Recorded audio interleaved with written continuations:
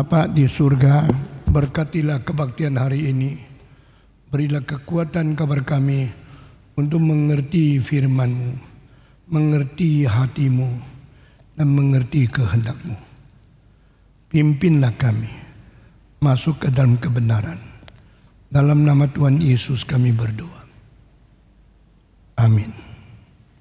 Saudara-saudara, kita meneruskan 10 tulah yang akan kita khotbahkan hari ini dari 4 sampai yang ke-9.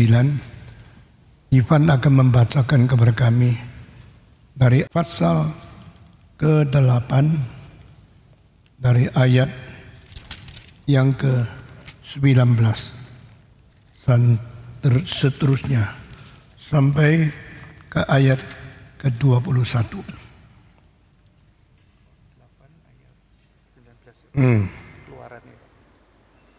Kitab Keluaran. Keluaran pasal 8 ayat 19. Lalu berkatalah para ahli itu kepada Fir'aun, inilah tangan Allah.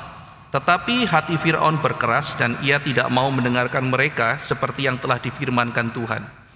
Berfirmanlah Tuhan kepada Musa, bangunlah pagi-pagi dan berdirilah menantikan Fir'aun. Pada waktu biasanya ia keluar ke sungai dan katakanlah kepadanya, beginilah firman Tuhan, biarkanlah umatku pergi supaya mereka beribadah kepadaku. Sebab jika engkau tidak membiarkan umatku itu pergi, maka aku akan melepaskan pikat terhadap engkau, terhadap pegawai-pegawaimu, rakyatmu dan rumah-rumahmu, sehingga rumah-rumah orang Mesir bahkan tanah di mana mereka berdiri akan penuh dengan pikat. Tetapi pada hari itu aku akan mengecualikan tanah Goshen di mana umatku tinggal, sehingga di sana tidak ada terdapat pikat, supaya engkau mengetahui bahwa aku Tuhan ada di negeri ini. Sebab aku akan mengadakan perbedaan antara umatku dan bangsamu. Besok tanda mukjizat ini akan terjadi. Tuhan berbuat demikian, maka datanglah banyak-banyak pikat ke dalam istana Fir'aun dan ke dalam rumah pegawai-pegawainya dan ke seluruh tanah Mesir. Negeri itu menderita karena pikat itu. Lalu Fir'aun memanggil Musa dan Harun serta berkata, pergilah, persembahkanlah korban kepada Allahmu di negeri ini. Tetapi Musa berkata, tidak mungkin kami berbuat demikian, sebab korban yang akan kami persembahkan kepada Tuhan Allah kami adalah kekejian bagi orang Mesir. Apabila kami mempersembahkan korban yang menjadi kekejian bagi orang Mesir itu di depan mata mereka, tidakkah mereka akan melempari kami dengan batu? Kami harus pergi ke padang gurun 3 hari perjalanan jauhnya untuk mempersembahkan korban kepada Tuhan Allah kami seperti yang difirmankannya kepada kami. Sekarang baca lagi ayat daripada pasal 9 ayat pertama sampai ayat yang ke-4. Keluaran 9 ayat 1 sampai 4. Berfirmanlah Tuhan kepada Musa, pergilah menghadap Fir'aun dan berbicaralah kepadanya, beginilah firman Tuhan Allah orang Ibrani, biarkanlah umatku pergi supaya mereka beribadah kepadaku.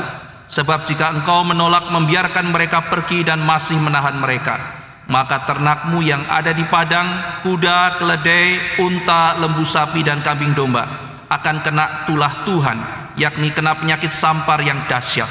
Dan Tuhan akan membuat perbedaan antara ternak orang Israel dan ternak orang Mesir, sehingga tidak ada yang akan mati seekor pun dari segala ternak orang Israel. Lalu sambung lagi dengan ayat yang ke-8 sampai dengan ayat yang ke-10.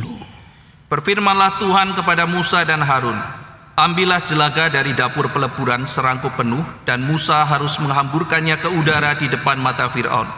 Maka jelaga itu akan menjadi debu meliputi seluruh tanah Mesir, dan akan menjadikan barah yang memecah sebagai gelembung pada manusia dan binatang di seluruh tanah Mesir. Lalu mereka mengambil jelaga dari dapur peleburan dan berdiri di depan Fir'aun. Kemudian Musa menghamburkannya ke udara, maka terjadilah barah yang memecah sebagai gelembung pada manusia dan binatang.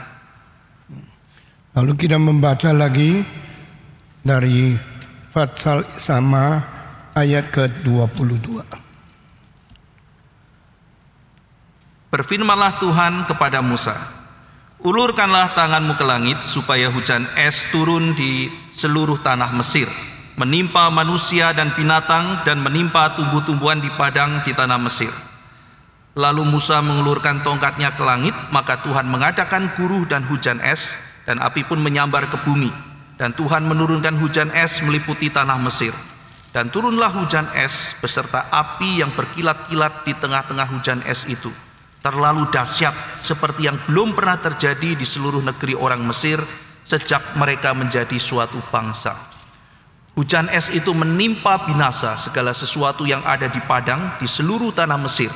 Dari manusia sampai binatang, juga segala tumbuh-tumbuhan di padang ditimpa binasa oleh hujan itu, dan segala pohon di padang ditumbangkannya. Hanya di tanah Goshen, tempat kediaman orang Israel, tidak ada turun hujan es. Pasal ke-10 dari ayat pertama. Berfirmanlah Tuhan kepada Musa, "Pergilah menghadap Fir'aun, sebab aku telah membuat hatinya dan hati para pegawainya berkeras, supaya aku mengadakan tanda-tanda mujizat yang kubuat ini di antara mereka, dan supaya engkau dapat menceritakan kepada anak cucumu bagaimana aku mempermain-mainkan orang Mesir, dan tanda-tanda mujizat mana yang telah kulakukan di antara mereka, supaya kamu mengetahui bahwa akulah Tuhan." Lalu Musa dan Harun pergi menghadap Fir'aun dan berkata kepadanya, "Beginilah firman Tuhan, Allah orang Ibrani, berapa lama lagi engkau menolak untuk merendahkan dirimu di hadapanku? Biarkanlah umatku pergi, supaya mereka beribadah kepadaku. Sebab jika engkau menolak membiarkan umatku pergi, maka besok aku akan mendatangkan belalang-belalang ke dalam daerahmu. Belalang itu akan menutupi permukaan bumi, sehingga orang tidak dapat melihat tanah. Belalang itu akan memakan habis sisa yang terluput yang masih tinggal bagimu dari hujan es itu. Bahkan akan memakan habis segala pohonmu yang tumbuh di padang. Belalang itu akan memenuhi rumahmu, rumah semua pegawaimu, rumah semua orang Mesir, seperti yang belum pernah dilihat oleh bapamu dan nenek moyangmu sejak mereka lahir ke bumi sampai hari ini." Lalu berpalinglah ia dan keluar meninggalkan Fir'aun. Ya. Sekarang baca lagi pasal 10 ayat daripada 21. Berfirmanlah Tuhan kepada Musa, "Ulurkanlah tanganmu ke langit, supaya datang gelap meliputi tanah Mesir, sehingga orang dapat meraba gelap itu." Lalu Musa mengulurkan tangannya ke langit, dan datanglah gelap gulita di seluruh tanah Mesir selama 3 hari. Tidak ada orang yang dapat melihat temannya, juga tidak ada orang yang dapat bangun dari tempatnya selama 3 hari. Tetapi pada semua orang Israel ada terang di tempat kediamannya. Lalu Fir'aun memanggil Musa serta berkata, "Pergilah, beribadahlah kepada Tuhan. Hanya kambing dombamu dan lembu sapimu harus ditinggalkan, juga anak-anakmu boleh turut beserta kamu." Tetapi Musa berkata, "Bahkan korban sembelihan dan korban bakaran harus engkau berikan kepada kami, supaya kami menyediakannya untuk Tuhan Allah kami." Saudara-saudara, kita sudah minta Ivan membacakan 5 tula setelah tula keempat. Ini berarti pengajaran Tuhan tidak berhenti mendidik dan menghukum sebagai sesuatu penghakiman Tuhan terhadap kerajaan yang terbesar di dalam zaman kuno. Saudara-saudara, semua kerajaan menganggap dirilah yang paling patut berkuasa. Semua kaisar menganggap dirilah yang paling seharusnya menjajah, memerintah, menguasai umat, dan memberikan hak mati hidup kepada manusia. Dan Tuhan dari surga lihat, kamu kira kamu yang berkuasa? Kamu kira kamu yang berdaulat?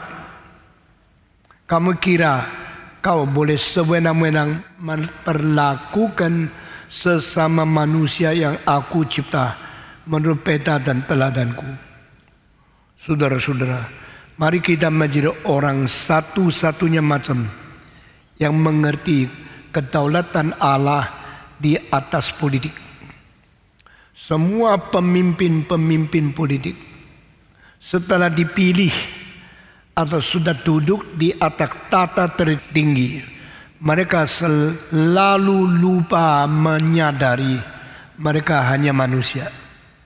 Semua presiden, semua raja-raja, setelah mereka sewenang-wenang memperlakukan umat manusia, mereka seolah-olah melupakan mereka hanya berapa puluh tahun saja. Nah, inilah orang Kristen harus melihat dengan jelas apa yang terjadi di antara kuasa Allah, kuasa politik, dan hak asasi manusia.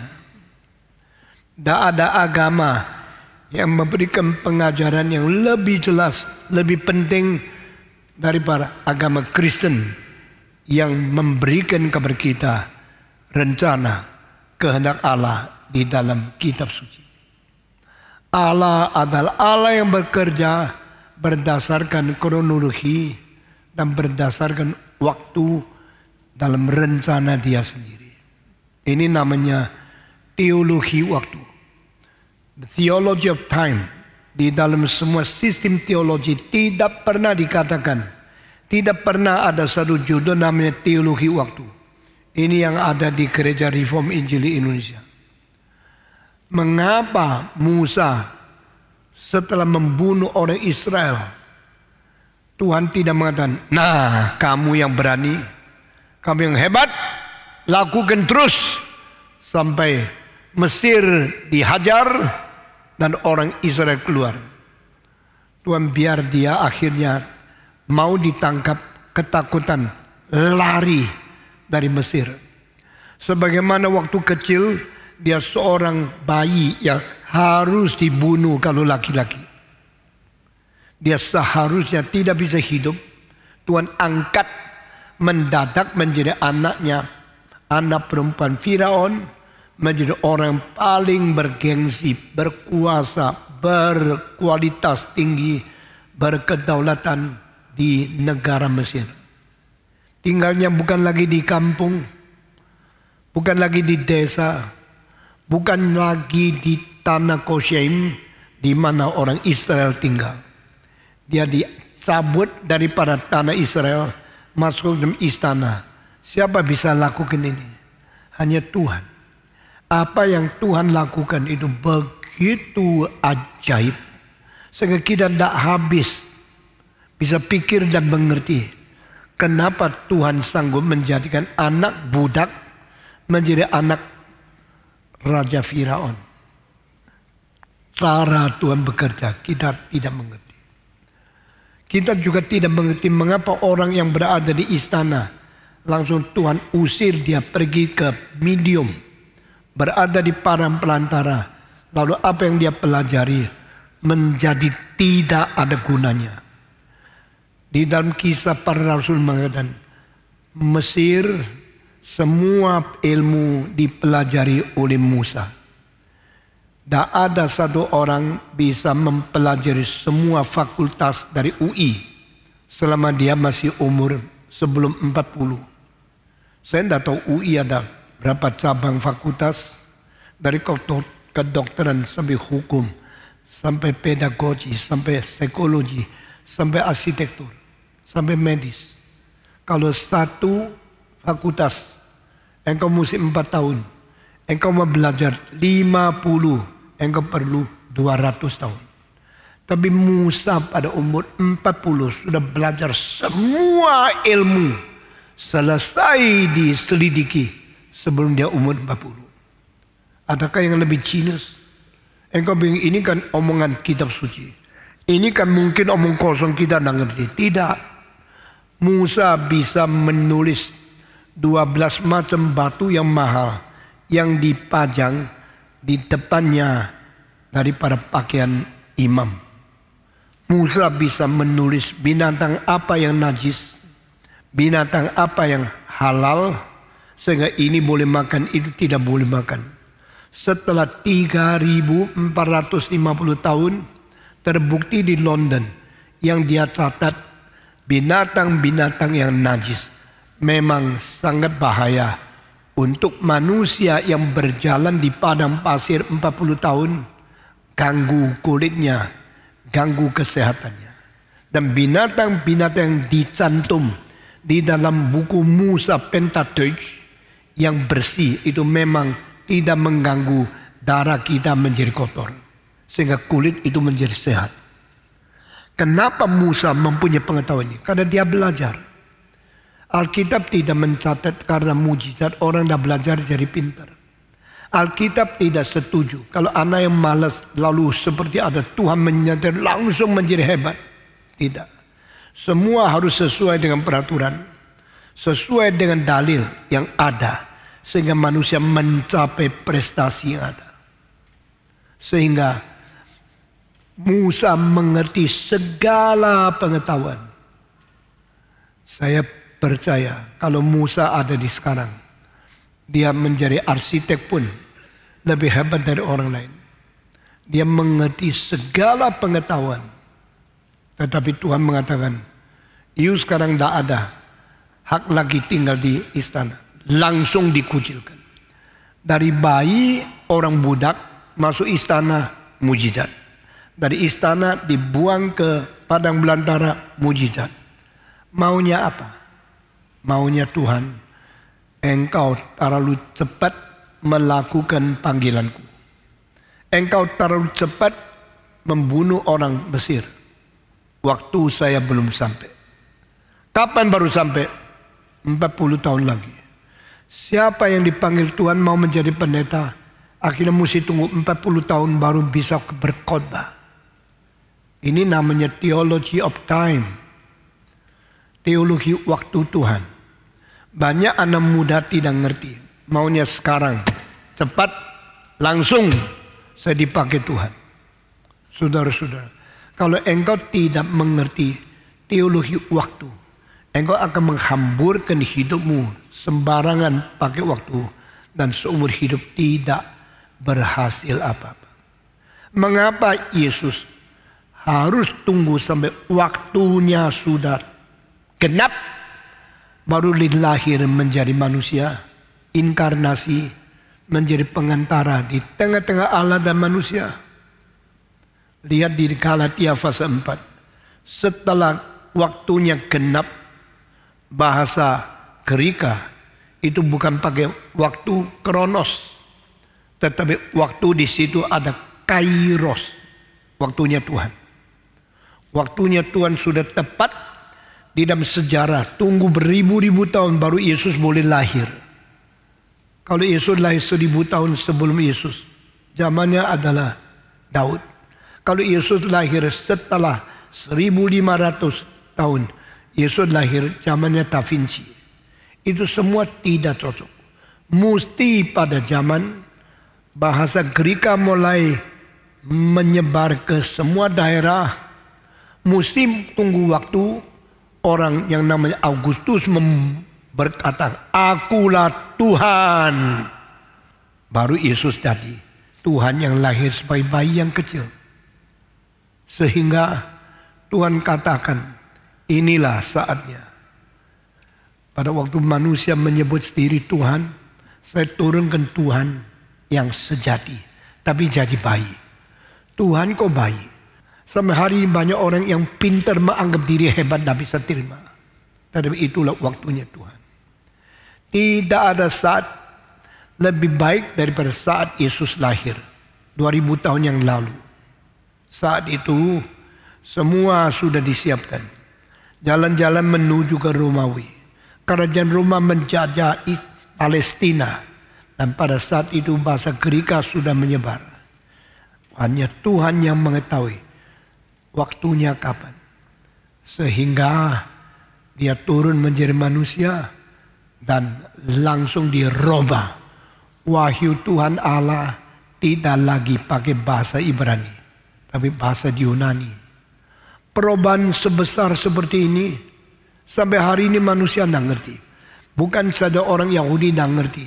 Kenapa bahasa Yahudi berhenti tidak dipakai untuk wahyu? Orang Greka juga tidak ngerti. Kenapa Yunani yang dipakai untuk jadi satu pengantara pengwahyuan untuk perjanjian baru? Ini semua yang Tuhan yang tahu. Dan banyak orang yang sudah biasa hidup di dalam peraturan yang kaku, tidak mau mengerti, tidak mau berubah konsep, kaku, kolot, sampai akhirnya terbelenggu di dalam kekolotan, kekakuan yang mematikan diri. Dan Alkitab mengatakan Allah yang bekerja menurut kehendak sendiri. Allah yang bekerja menurut waktu yang ditetapkan oleh Dia sendiri. Allah yang bekerja bebas dari segala ikatan dan peraturan manusia yang kaku dan kolot adalah Allah yang memimpin sejarah. Mengapa Yesus mengetahui kalau Lazarus sudah mati? Dia sengaja tidak mau pergi dari tempatnya. Dia tunggu berapa hari, lalu dia baru berangkat. Setelah berangkat sampai tempatnya, Lazarus mati. Lazarus sudah dikubur 4 hari. Saya ambil contoh ini, contoh itu membuktikan kepada saudara the theology of time, di mana di dalam sekolah teologi tidak ada yang perhatikan. Gereja ini didirikan untuk mau mengerti lebih tuntas, mengerti lebih jitu, mengerti secara akurat kehendak Tuhan itu apa. Saudara-saudara, mari kita mengerti isi Tuhan, mengerti sifat Allah, mengerti rencana Dia, mengerti cara bekerjanya Tuhan menurut waktu yang ditentukan Tuhan sendiri. Theology of time. Ini penting sekali. Saya harap setelah saya mati, pendeta lain meneruskan pelayanan di gereja ini, mempunyai pengertian, mempunyai kepekaan, mempunyai kerinduan, mempunyai api yang menggebu-gebu mengabari Injil, seperti apa yang saya lakukan selama saya masih hidup.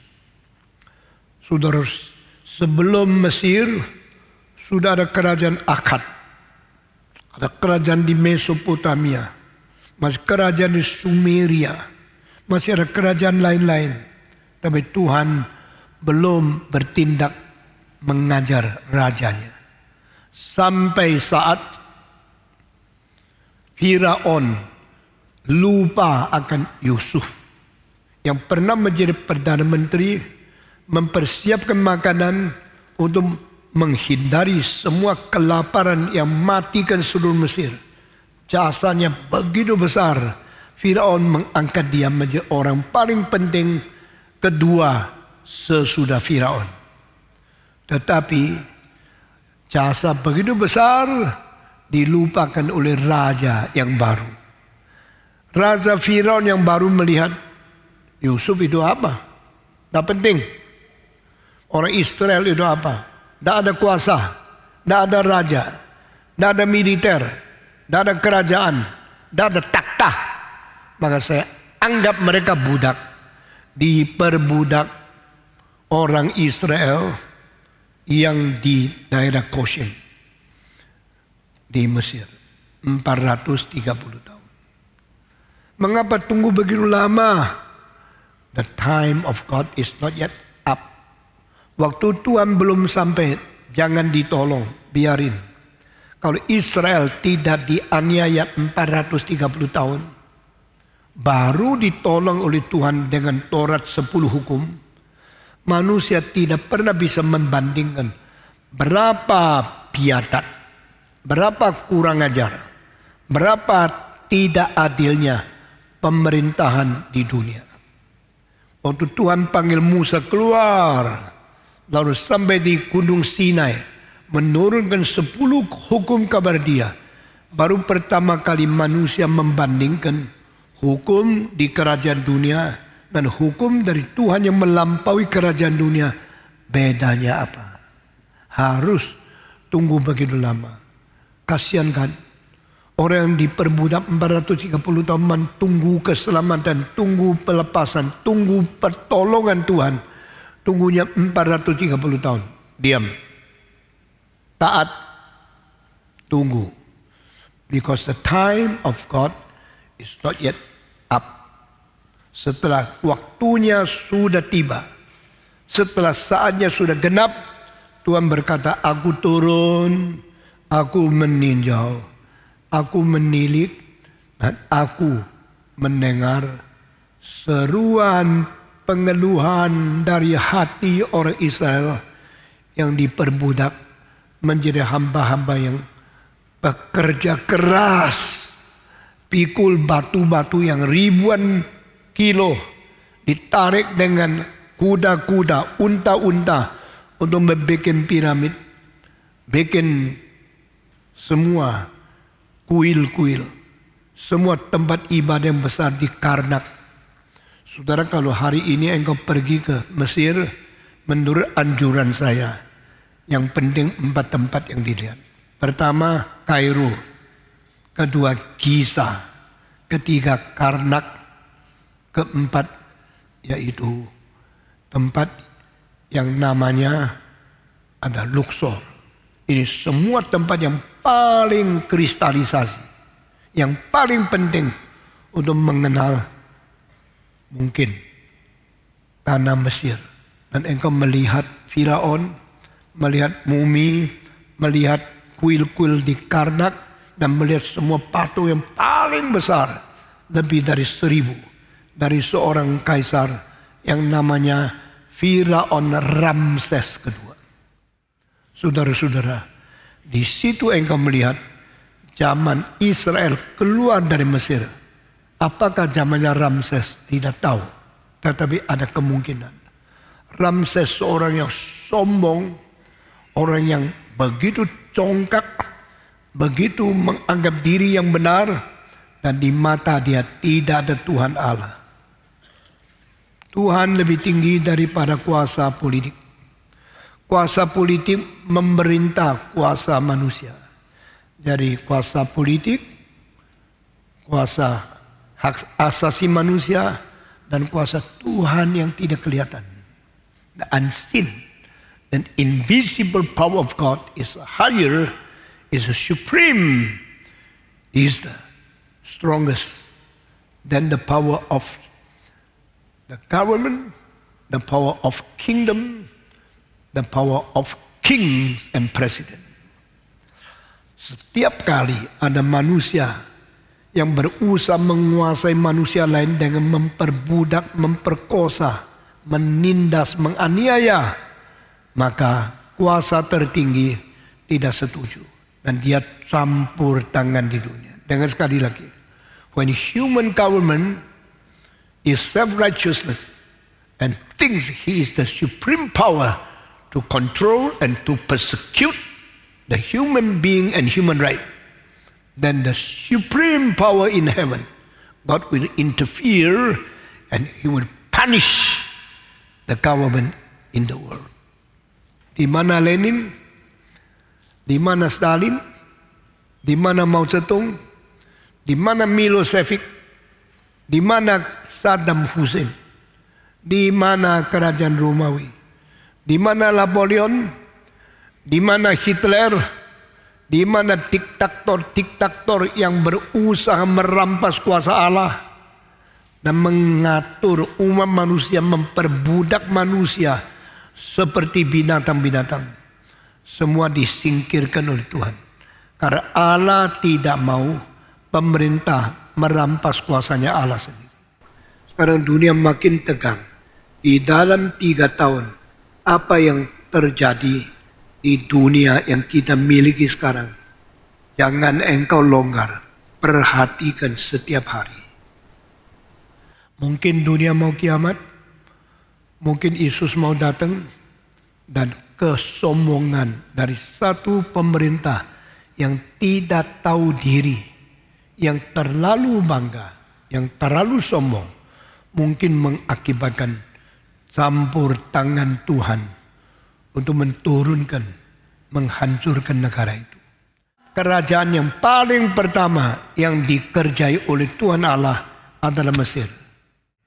10 tula diturunkan untuk mengkacaukan Firaun, mengkacaukan pemerintahan, mengkacaukan negeri Mesir yang ada kuasa adidaya, kuasa nomor 1 di dalam 3.000 tahun yang lalu. Saudara-saudara, pertama air menjadi darah. Tula pertama ini berarti hidup menjadi mati. Air adalah sumber semua yang hidup. Darah adalah akibat semua yang mati. Kalau tidak ada air, tidak ada manusia, tidak ada binatang, tidak tumbuh-tumbuhan yang bisa hidup. Darah berarti binatang sudah mati, manusia sudah mati, darahnya mengalir keluar darah nadi daripada urat darah, dan kami mati karena darah keluar dari badan. Waktu darah masih di dalam badanmu, engkau orang hidup. Hidup berada di dalam darah. Kalimat ini bukan muncul di dalam 100 tahun yang lalu, bukan muncul di dalam 400 tahun yang lalu, tapi muncul 3.500 tahun lalu di dalam buku Musa. Hidup itu ada di dalam darah. Waktu pertama saya baca ayat itu, saya kaget sekali. Is it right? How can be described like that? Apa itu benar? Mengapa caranya menilai hidup itu ada di darah, ditulis di kitab suci? Setelah Musa tulis 3.400 tahun di London, kedokteran membuktikan yang bikin manusia hidup itu darah. Dan di dalam darah mempunyai gen, mempunyai kromosom, mempunyai fakta-fakta menentu sifat hidupmu itu macam apa. Setiap orang berdarah, setiap orang hidupnya lain. Setiap orang mempunyai peta teladan Allah. Setiap orang karakteristiknya lain. Ada darah A, darah O, darah AB, dan darah B. Darah B, darah A, darah O, apa bedanya? Seorang profesor dari Tokyo University menulis satu buku, menentukan karakter melalui membedakan tipe darahnya itu apa. Saya punya buku itu dan saya menyelidiki, baru tahu ada orang agak pelit, ada orang teliti, ada orang lebih hot di dalam seks, di dalam kemauan, ada orang lebih tenang. Itu karena darahnya beda, hidupnya berbeda.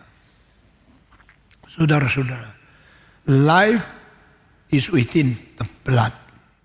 Hidup ada di dalam darah. Yang menemukan bukan Einstein, yang menemukan bukan medis yang paling maju, yang menemukan adalah catatan wahyu Tuhan melalui Musa. Tidak salah kalau kita melihat Musa mempelajari semua pengetahuan di Mesir, dan dia bicara, dia berkarya apapun, mempunyai genius, mempunyai kekuatan luar biasa. Maka orang inilah yang akhirnya Tuhan panggil, datang, ikut jejak dan perintahku, masuk ke dalam istana, bicara sama Firaun, let my people go from Egypt. Let them walk 3 days in the wilderness. They will worship me. They will serve me. Musa masuk ke dalam istana Firaun, beritahu kabar dia, Tuhan berkata, biarlah orang Israel lepas, bebas dari Mesir. Dan mereka akan jalan 3 hari sampai di padang belantara, dan mereka akan menyembah dan melayani saya. Tapi Tuhan berkata, Musa, jangan kira Firaun akan gampang melepaskan Israel. Saya akan mengeraskan hatinya. Artinya, dia keras hati, saya membiarkan. Dia keras. Sehingga terus keras hati. Tidak memperbolehkan orang Israel keluar dari Mesir. Kenapa Tuhan mengkeraskan dia? Karena kalau terlalu cepat, hatinya sudah lembek, membiarkan Israel keluar, Tuhan tidak bisa menyatakan kemuliaan Tuhan, tidak bisa mempaparkan kuasa Tuhan. Karena kerasnya Firaun, begitu kaku, begitu ketat, dan begitu pelit, dan begitu tidak rela orang Israel dibebaskan. Akhirnya baru melihat Tuhan Maha Kuasa. Tuhan sanggup melunakkan Kaisar Firaun yang begitu keras. Kalau Tuhan tidak membiarkan Firaun dikeraskan hatinya, Tuhan tidak bisa dipuji oleh Israel. Gampang kok, memang suruh keluar ya keluar. Gampang sekali. tidak bisa apa-apa. Tuhan bilang tidak. Dia akan memekang, dia akan mempertahankan, dia akan melarang dan tidak izinkan engkau keluar. Berkali-kali saya pakai apa? Pakai tulah, pakai bencana yang besar, pakai kecelakaan yang agung untuk bikin dia sadar dia hanyalah manusia.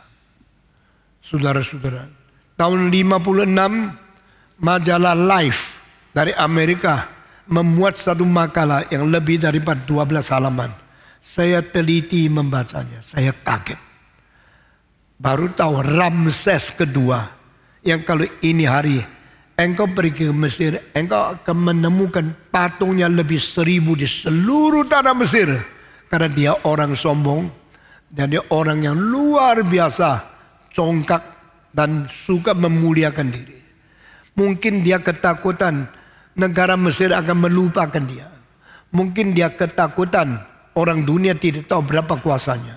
Dia perintahkan bikin patung ribuan, yang kecil sebesar kira-kira 1 kaki, yang besar kira-kira 10 kali lebih besar dari manusia asli. Pakai batu yang diukir, yang dijadikan. Matanya besar, hidungnya, jenggotnya, dan sesuatu jenggot yang panjang di bawah. Dia berdiri di sana dengan adanya misai dan jenggot membuktikan laki.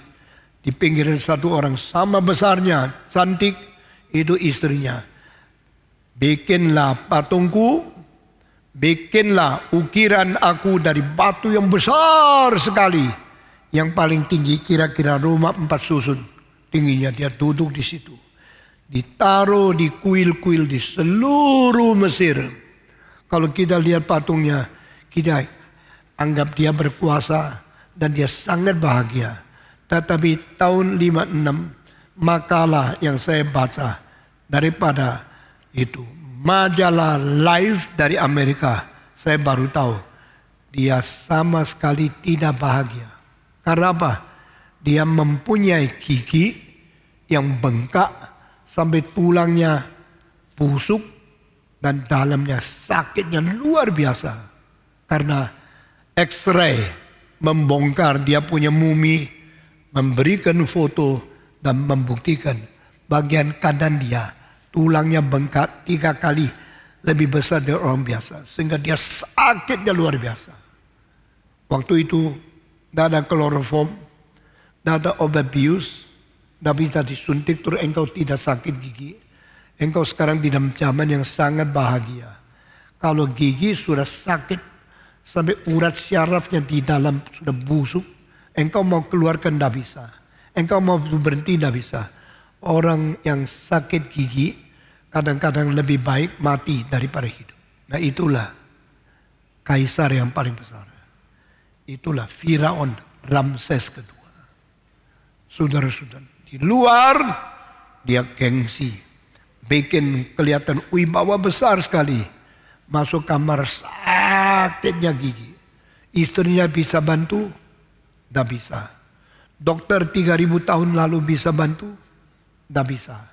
Ada apa? Obat bius bikin dia reda sakit? Tidak ada. Dia mesti siang malam tahan sampai dia mati. Akhirnya dimumikan. Ini bengkak luar biasa. Saudara-saudara, kadang-kadang saya pikir ya, buat apa ya jadi orang kaya? Buat apa ya jadi orang berkuasa?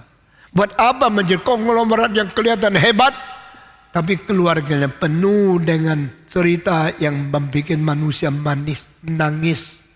Bagaimana kesulitan, penyakit yang bikin manusia bergumul tidak habis-habis. Waktu itu engkau melihat uang, tidak minat. Menikmati kekayaan, tidak ada artinya. Mempunyai kuasa besar, tak bisa tidur. Nah inilah dunia.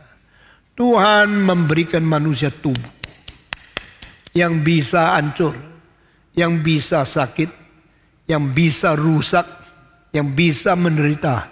Hanya kasih tahu, you are merely a created man. You have nothing to boast, nothing to be proud.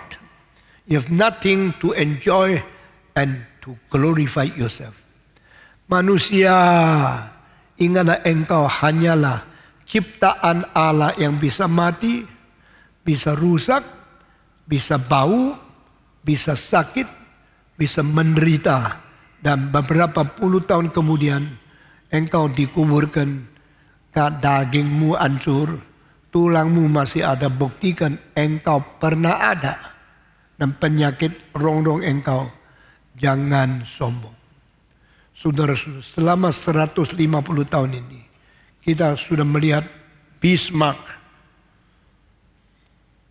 Napoleon, Hitler, Lenin, Stalin, Tito, Milosevic, Ceausescu, Mao Zedong, satu-satu meninggal. Di mana sombongnya? Di mana mulianya? Di mana kuasanya? Di mana cahayanya? Demikian, kembali ke Alkitab. Tuhan berkata, saya kasih dia pertama tulah air jadi darah. Bayangkan kalau hari ini engkau mau sikat gigi, air itu adalah darah. Amisnya, baunya, menakutkan. Engkau lebih baik tidak sikat. Kalau ini hari engkau ingin mandi, begitu buka keran, keluarnya adalah darah binatang. Baunya, engkau lebih baik tidak mandi. Engkau memasak beras diisi air, air jadi darah, lalu campur dengan itu beras. Engkau berani masak. Bayangkan kalau air menjadi darah, seluruh negara, air terjun jadi darah, air sungai jadi darah, air minum jadi darah. Bagaimana engkau bisa tahan 1 hari? Itu tulah pertama. Tulah kedua, keluarlah katak-katak dari semua sungai, loncat ke darat, loncat ke jalan, loncat ke rumah, loncat ke tempat tidur, loncat ke tempat istana dari para Firaun. Jutaan katak-katak loncat di baju. Engkau bagaimana usir, datang lagi. Engkau bayangkan bagaimana engkau bisa tahan hidup 1 menit di dunia. Ini bencana kedua.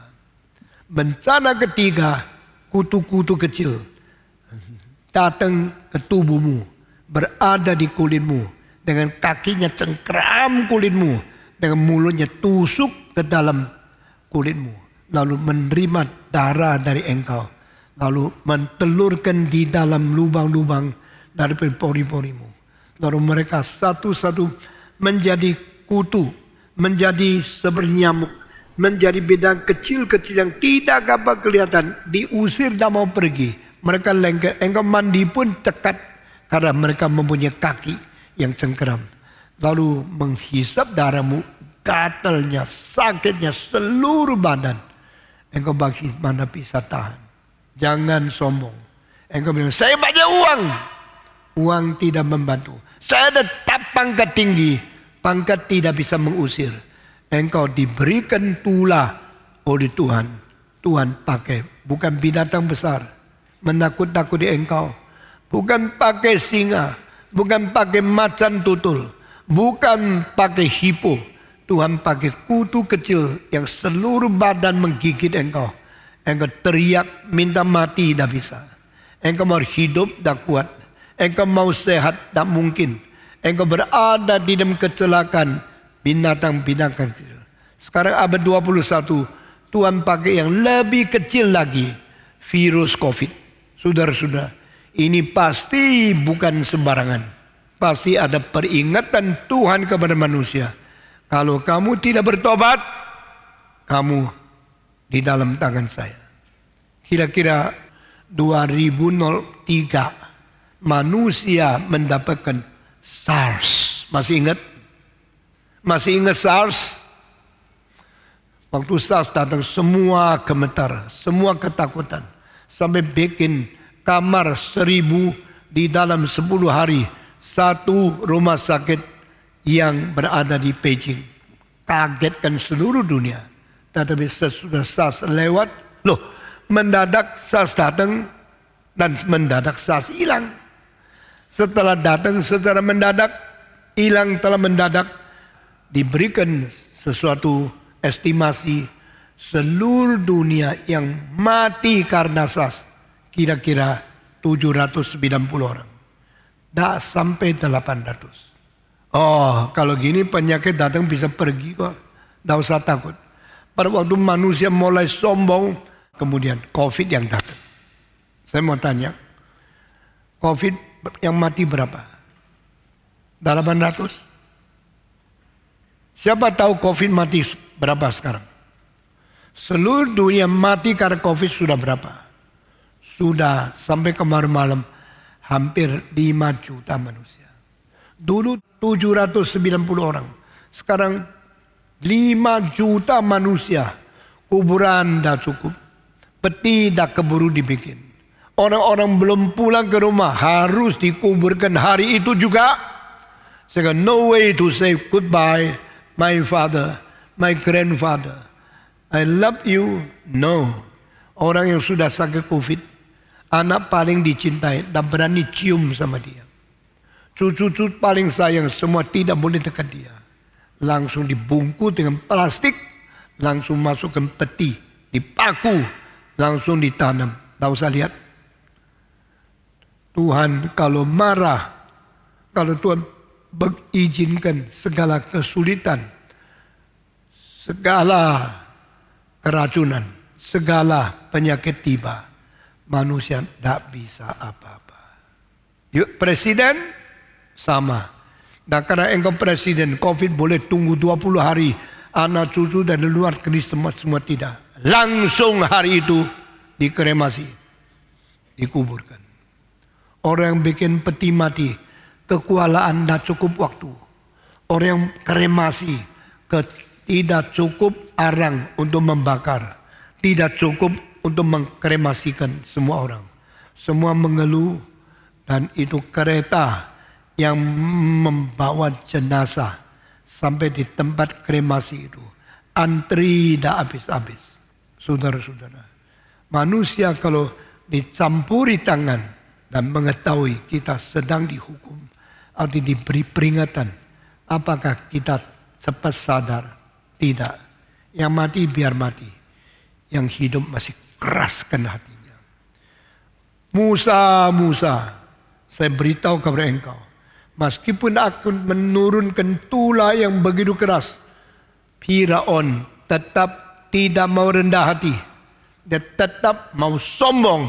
Dan dia tetap mau membanggakan diri. Maka Tuhan mengatakan, pertama air menjadi darah. Kedua katak loncat dari sungai. Ketiga itu kutu-kutu lengket gigit di dalam tubuhmu. Keempat, Tuhan berkata, saya memberikan kepada dia, yaitu semacam yang namanya adalah seperti lalat. Lalat itu keluar seluruh bumi. Jutaan lalat. Lalat itu di dalam bahasa aslinya adalah lalat anjing. Saya tidak bisa ngerti ya karena bahasa kuno dan sudah beda 3000 tahun.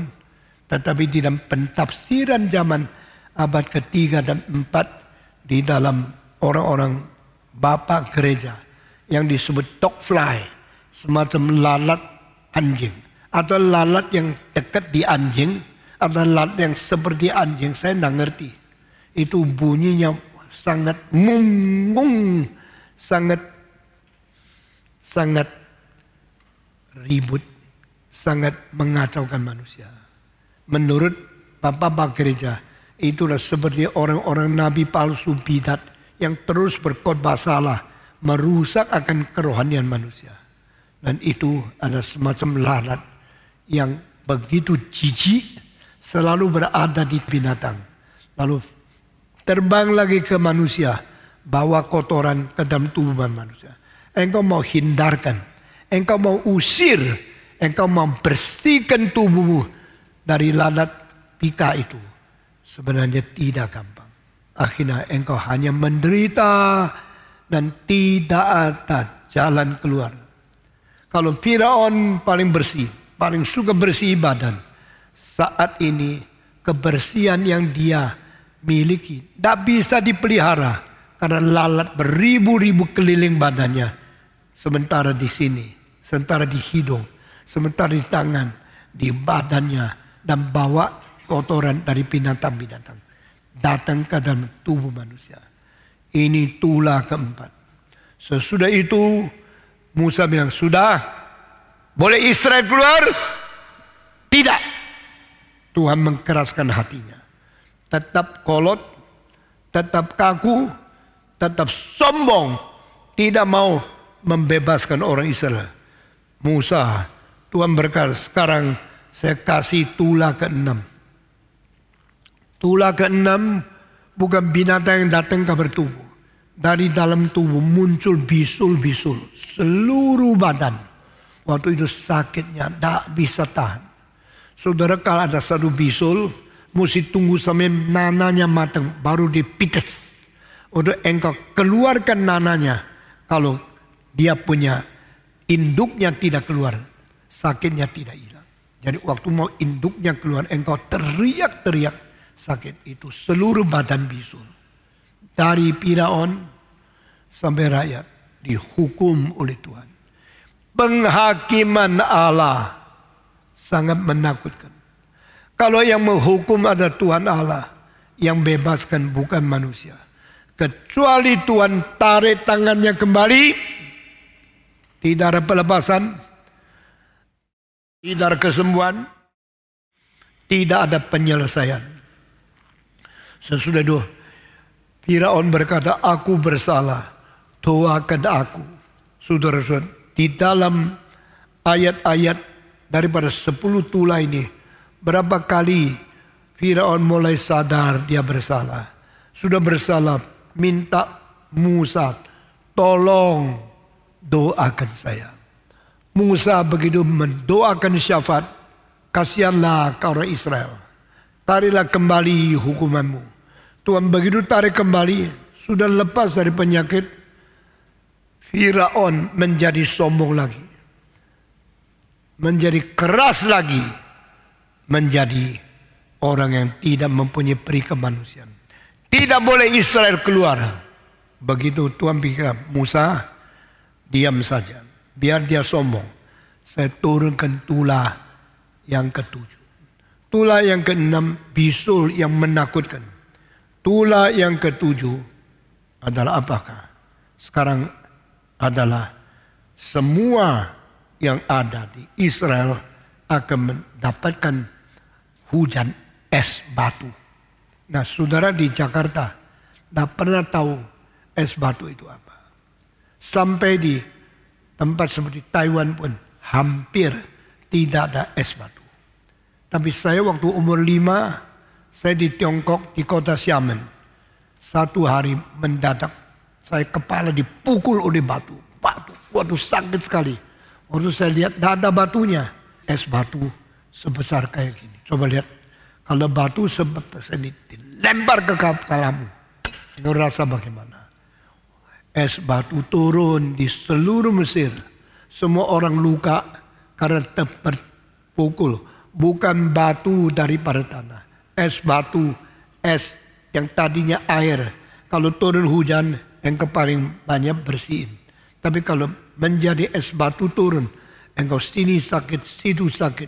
Seluruh badan kepukul. Itu penyakit yang luar biasa. Ini adalah sesuatu hukuman yang ke-7. Saudara, setelah selesai ini, masih ada lagi hukuman yang ke-8. Saya lupa. Hukuman ke-5 ada kematian semua binatang. Unta, kuda, kambing, sapi. Itu mereka sangat perlu. Kalau tidak ada sapi yang menghela batu, tidak ada batu 2000 yang bisa dipindahkan ke tempat bikin piramid. Mesir adalah negara yang bikin bangunan terbesar di dunia. Memakai batu raksasa yang terbanyak di dunia. Dan batunya yang dipakai di Mesir paling ringan 2000 kilo satu biji. Seperti marmer yang 2000 kilo. Bagaimana menggoyangkan? Bagaimana jalankan? Mesti bawanya licin. Bagaimana ada tanah yang licin? Kecuali kasih es supaya bisa gerak. Atau ditarik dengan kuda, dengan sapi. Ribuan, ratusan sapi bersama-sama berjalan di depan. Diikat daripada tali satu ke satu ke satu ke satu. 50 sapi berjalan di atas pasir. Baru di belakangnya batu 2000 bisa gerak. Tuhan bilang, Musa, tulah kelima, matikan binatang mereka. Untuk binatang-binatang itu mati satu persatu. Unta tergeletak, sapi berbaring, kuda mati di jalan. Semua kambing tidak bisa ikut lagi bantu. Semua binatang mati. Coba tanya, mayatnya berapa besar? Satu manusia mati. Keluarganya kalang kabut. Mau dibuang di laut, tidak tega. Mau dipotong, ditanam, tidak tega. Mau diapain? Mau dikuburkan, perlu peti. Jikalau rumahmu ada manusia yang kau cintai, yang hidup bersama berpuluh-puluh tahun, orang tua, anak, famili, saudara yang mati, engkau susah payah menghadapi mayat. Tetapi kuda berapa kali lebih besar dari manusia. Sapi berapa kali lebih besar. Gajah berapa puluh kali lebih besar dari manusia. Binatang-binatang di seluruh Mesir semua mati. Bagaimana kuburnya? Kalau sudah 2 hari tidak kubur, pecah perutnya. Lalu semua dagingnya sudah busuk, baunya keluar dari mayat itu. Siapa bisa tanggung? Siapa bisa selesaikan? Ini betul-betul menakutkan. Dan inilah hukuman kelima, keenam, ketujuh, sampai hukuman ke-8. Tuhan berkata, Musa, bicaralah kepada Firaun.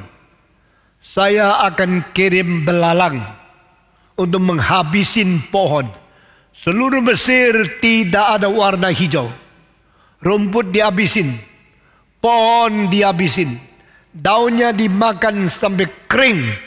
Dan tumbuh-tumbuhan, padi semua dihancurin sampai semua gundul, semua itu tumbuh-tumbuhan hanya menjadi batang, menjadi kosong.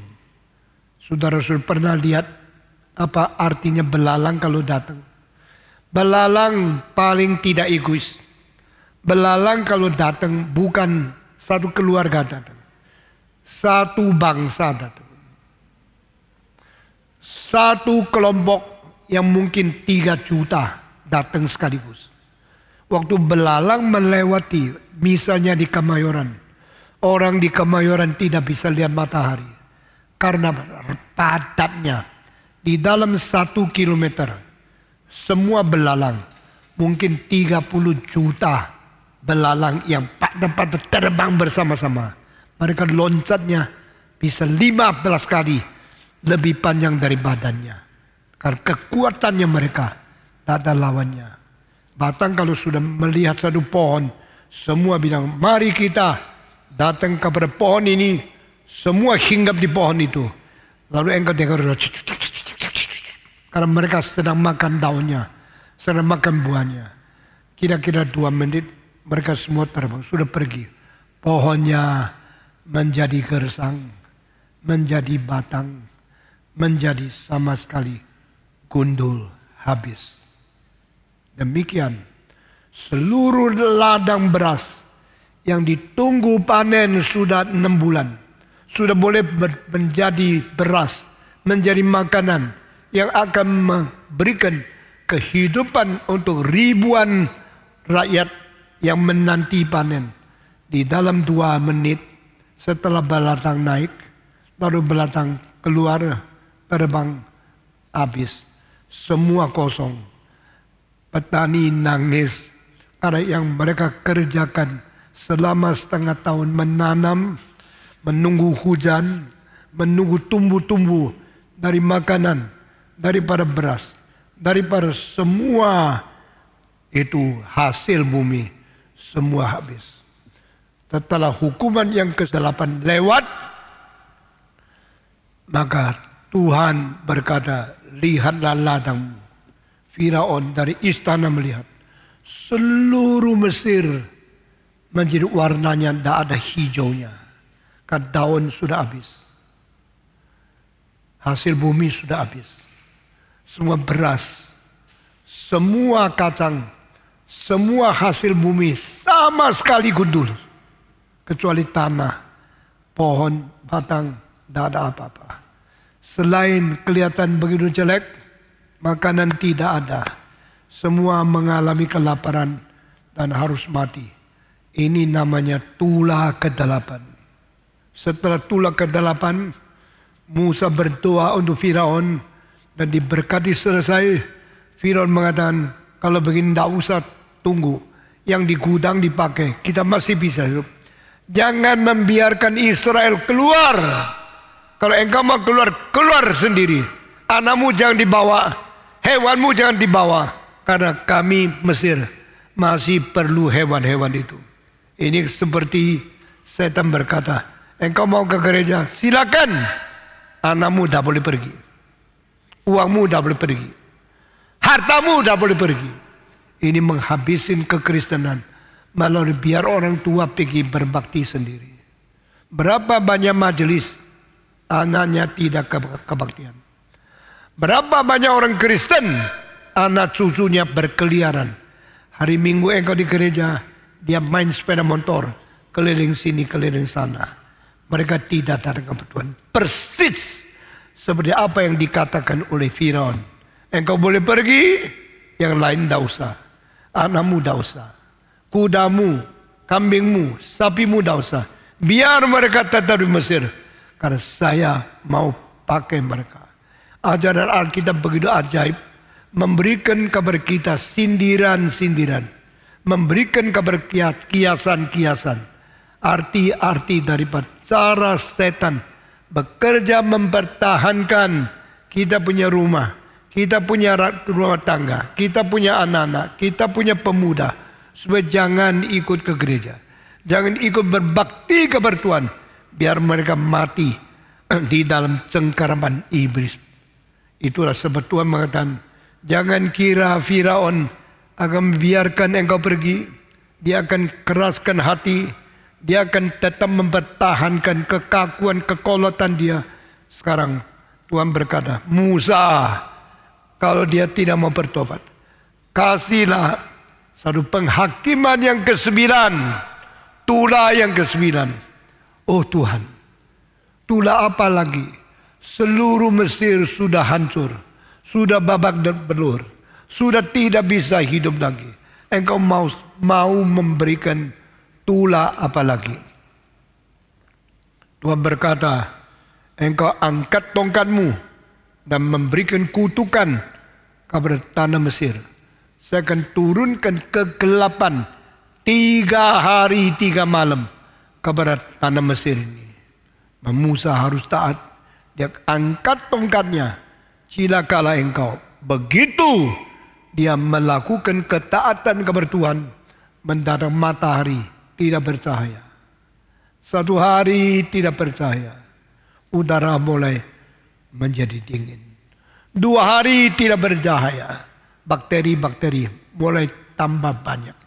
3 hari tidak berdaya.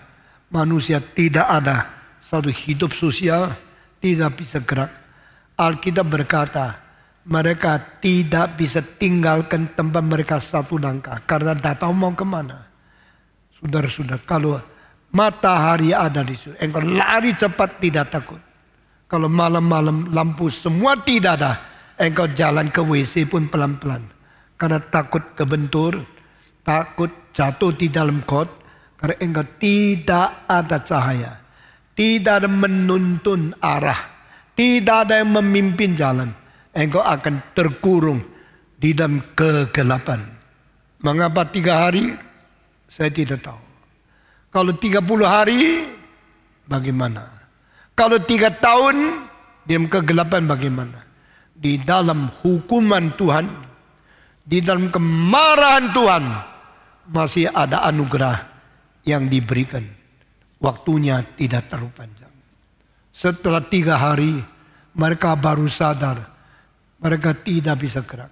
Saya mau tanya, tulah ke-9 artinya berapa besar? Arti paling besar. Karena di dalam negara Mesir, dewa yang paling besar, selain Isis, selain yang lain, selain binatang, Tuhan menghancurkan binatang. Tuhan meluapkan air Nil. Semua membuktikan Tuhan melawan Allah-Allah yang palsu. Sungai Nil itu dewa mereka. Tuhan mengatakan, Nil jadi darah, bikin engkau mati. Engkau kira dia Allah? Dia bukan. I am God. The river is not your God.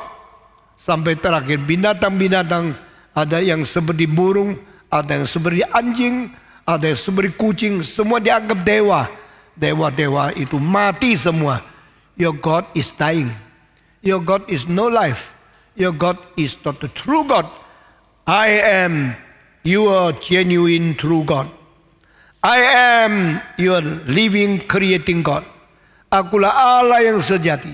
Akulah Allah yang mencipta engkau. Tapi engkau membiarkan Allah pencipta dibuang. Engkau membiarkan semua binatang dicipta menjadi Allah. Sekarang saya bikin mati semua. Semua hukuman itu ada artinya. Sampai tulah ke-9 Tuhan berkata, even the sun on the sky is not your God. Satu dewa paling besar di orang Mesir ada Ra. R-E atau R-A. Ra itu adalah dewa matahari. Oh our God, our sun, you give light, you give life, and give living to human being. We worship you. Engkau dewa matahari. Engkau memberikan cahaya. Engkau memberikan hidup. Engkau memberikan segala sesuatu yang kami butuhkan. Karena terang yang keluar dari engkau. Matahari dewa kami. Tuhan bilang, matahari dewamu, sekarang saya bikin dia buta. Bikin dia gelap. Bikin dia tidak bercahaya. Di mana dewamu? Semua tulah, semua hukum dari Tuhan adalah penghakiman untuk menghajar orang Mesir yang melawan Tuhan. You kira saya ini dianggap remeh? You kira yang kuciptakan dijadikan dewa? Saya menghentikan kuasa matahari, kuasa makhluk, kuasa sapi, kuasa burung, kuasa binatang-binatang. Karena mereka bukan Allah. Akulah Allah yang sejati. Setelah 3 hari tidak percaya, Israel mulai takut. Nah mereka mengetahui, jangan bersalah kepada Tuhannya orang Yahudi. Jangan melawan Tuhan dari orang Israel. Karena itulah Allah yang sejati. Sesudah begini, 3 hari selesai, matahari tetap bersinar. Nah, ini membuktikan kita masih ada matahari. Tidak usah takut Tuhan. Apa itu Yehova? Apa itu Tuhan dari orang Israel? Mari kita jangan takut. Sesudah itu Tuhan berkata Musa, lihat, Firaun tetap keras hati. Saya akan memberikan tulah ke-10. Sekarang berbicara sama dia. Tuhan akan mengambil jiwa anakmu, anak yang sulung. Tulah ke-10 yang mentaklukkan raja yang paling kaku, Firaun, harus turut perintah Tuhan. Dan Tuhan memberkati kita. Saya bicara khotbah semua ini untuk membangkitkan perasaan takut dan perasaan hormat kepada Tuhan. Jangan main-main. Kita orang Kristen, khususnya anggota Gereja Reform Injil Indonesia, mari kita penuh gentar, penuh hormat, berbakti kepada Tuhan kita. Mari kita berdoa. Bapa di dalam kerajaan surga, kami bersyukur diberinya kitab suci, diberikannya semua catatan mengenai kuasa ilahi dan kedahsyatan kedaulatan dari Tuhan Allah yang mengatur dan memerintah seluruh dunia. Biar Engkau terus membangkitkan perasaan takut kepada Tuhan, perasaan taat kepada pimpinan Tuhan, dan perasaan hormat kepada Sang berkedaulatan kekal di surga. Dengar doa kami supaya kami hidup sebagai manusia, bagaimana beriman, bagaimana beribadah, bagaimana hidup takut dan taati firman Tuhan. Jadikan kami manusia yang selalu mendengar firman Tuhan, selalu hidup berbakti kepada Tuhan. Dalam nama Yesus Kristus, penebus dan juru selamat kami yang hidup, kami sudah berdoa. Amin.